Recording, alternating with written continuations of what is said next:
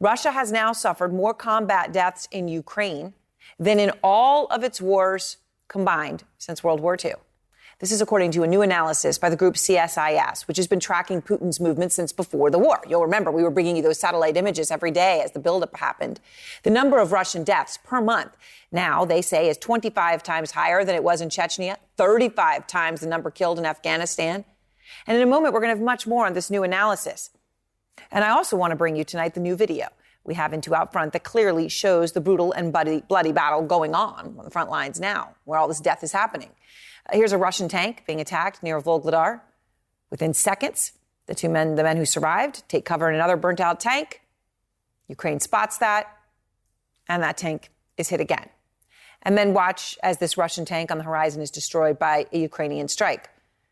All of this filmed. You can actually see that tank operator running for his life, literally running for his life. And the Russian fighters on the front line, they know this is happening.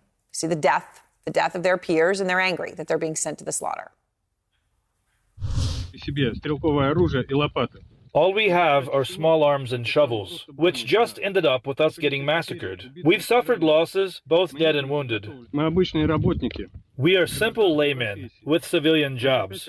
And now they want to send us back out for another assault, back to these fortified areas. In the 21st century, the greatest, strongest army of the world is sending people who responded to the call to defend their homeland like cattle to the slaughter. Look at them again, as we've been pointing out, right, speaking as a group, and they're covering their faces for fear, perhaps, of the reprisal they could suffer if they're found out who they are. In a moment, we're going to go live to Moscow with more on the breakdown inside Putin's military, because that military is locked in that grueling back and forth in Bakhmut. It's been going on for months now. Look at this new video of that city. And just take a moment to look at this. This was a city. A year ago, it had a population of 73,000 people. A Ukrainian commander there posting on Telegram that little will be left of Bakhmut, and that, quote, Wagner fighters are attacking in all directions. Little will be left, little is left. Another commander on the ground posted this video. They want to encircle us. The situation's extremely difficult on the far northern flank. There are non-stop enemy assaults there. We do not have enough means for offensive actions. There are not enough shells, not enough hand grenade launchers. Now, today, Ukrainian forces did finish some training on the U.S. M2 Bradley armored vehicles in Germany. Those vehicles, of course, are the first step ahead of the Abrams, which is going to take quite some time to arrive and be trained on. But for now, those Bradleys obviously could be crucial in helping Ukraine defeat Putin's troops. Fred Pleiken is out front live in Moscow tonight. And Fred, Russia says they are close to encircling Bakhmut. Obviously, things have not gone smoothly. So many die for feet of territory every day. What are you learning? Yeah, first of all, Aaron, I think it's absolutely clear that the Russians are putting some pressure on the Ukrainians there in Bakhmut. Some of the Ukrainians are acknowledging themselves. But on the whole, it does seem as though the Russians are having some issues, especially with some of those newly mobilized forces that they mobilized at the end of last year, with some of these units now coming out and saying they don't really have a real command structure in some cases. And some of them are even finding themselves fighting on the side of people's militias in the Donbas region. And there are some pretty public calls for help. Here's what we're seeing. The reality, at least in some cases, seems different. These soldiers say they were mobilized from Irkutsk in Siberia, and they're refusing to fight.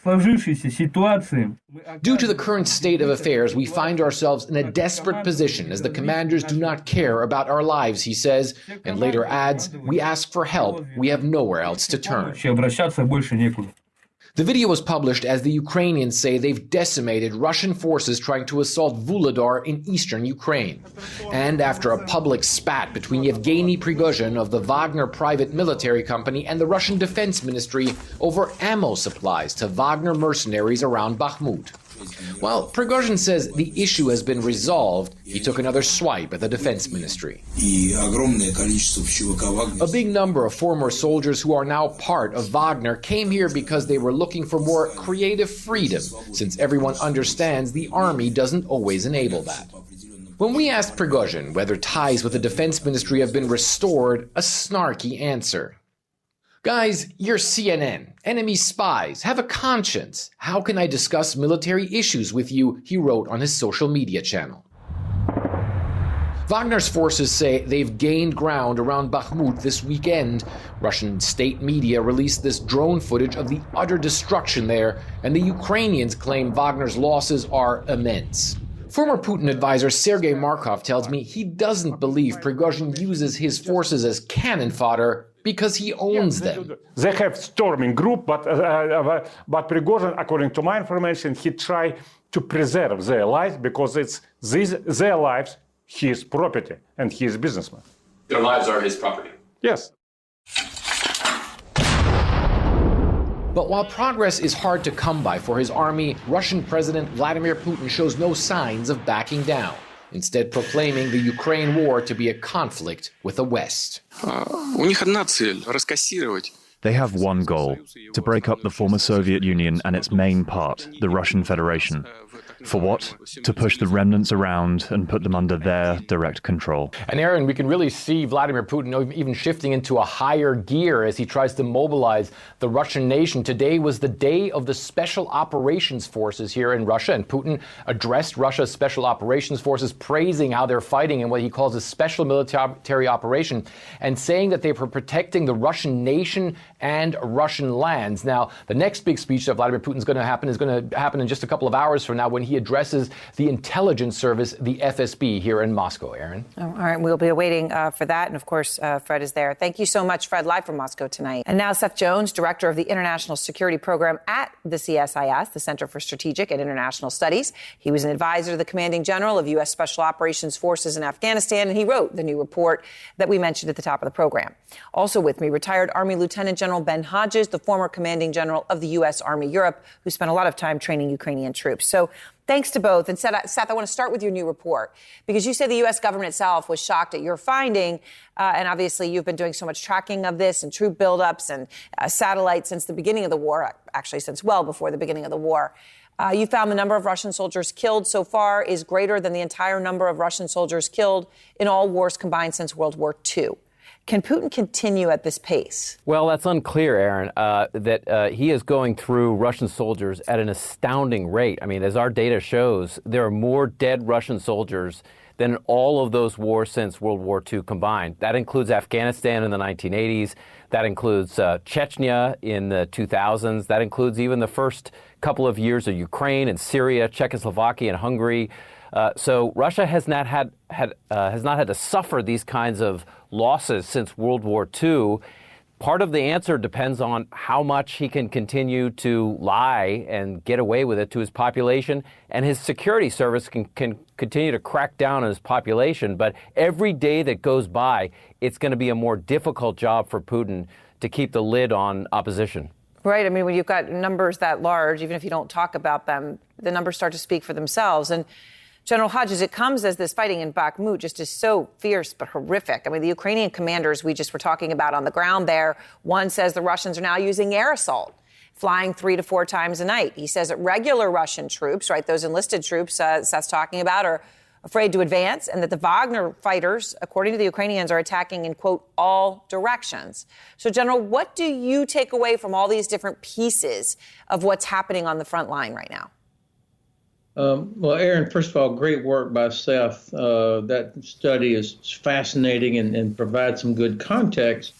But it's also interesting that the distribution of the origin of all of these casualties. You know, BBC put out a map yesterday, I think, or today, that shows almost 0 casualties come from Moscow. Yet the place that you and I discussed a few weeks ago, Tuva, along with Baracha, those are the 2 places that are off the charts in terms of numbers that are killed.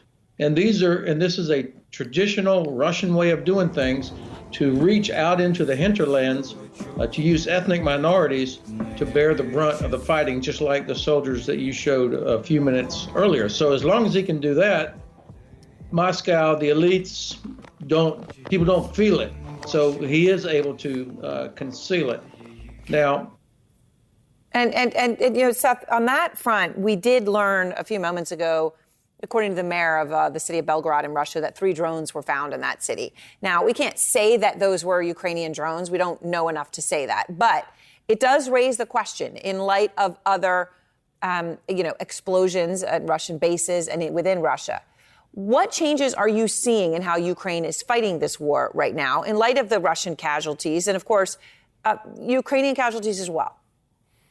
Well, Ukrainians are also suffering significant casualties. What they are doing, and I've talked to a range of Ukrainian forces on the front lines, what they are saying is that wounded are coming back at rates that are much higher than the Russians. When Russian forces are wounded, they're generally not coming back to the battlefield. They don't want to, understandable. But in the Ukrainian case, much higher numbers. We're also seeing a lot more innovation among Ukrainian forces in how they're using drones for not just the way I used them when I was in the government for strike or intelligence and surveillance, but for electronic warfare, for targeting, for artillery, and a range of other ways.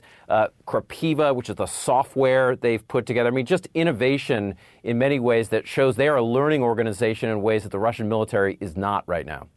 And General Hodges, in his report, Seth notes that, early in the war, Russia controlled 30% of Ukrainian territory, right? That they came in and despite the failures in Kyiv, right, they had 30% of the country. That number's down to 17%. But when I watch the sort of movement on that, it doesn't change, right? I mean, in places like Bakhmut, it changes by 0.1% over days. And thousands of lives are lost for that 0.1%, but then goes the other way a day later. What does Ukraine need to do right now, General, to change the situation significantly? Well, I think that the Ukrainian General Staff is actually doing a very good job at great loss to stop this Russian offensive that you've been showing so graphically. That area is important, but it's not strategic. It's not decisive. Yet the Russians are willing to expend thousands of soldiers to take a town that, if Ukraine loses it, will only move the line a little bit further west. What really matters, of course, is Crimea. Without Crimea, Ukraine will never be safe or secure, and more importantly, it'll never be able to rebuild its economy. And big investors will not invest in a Marshall Plan if there's no ironclad security guarantee for Ukraine. So Crimea is the place, and I think the General Staff knows that. So they are building up an armored force that they will use later, I think May, June timeframe, away from this meat grinder, and instead go down towards the southeast to isolate Crimea. That means that we have got to provide first of all, we've got to provide clarity. What's our desired end state? And then give the capabilities, which means really long-range precision fires. Long-range precision fires, of course, on that list of things they desperately say they want and don't yet have, F-16s as well. Thank you both very much. I appreciate it, and Seth, for sharing your report with us.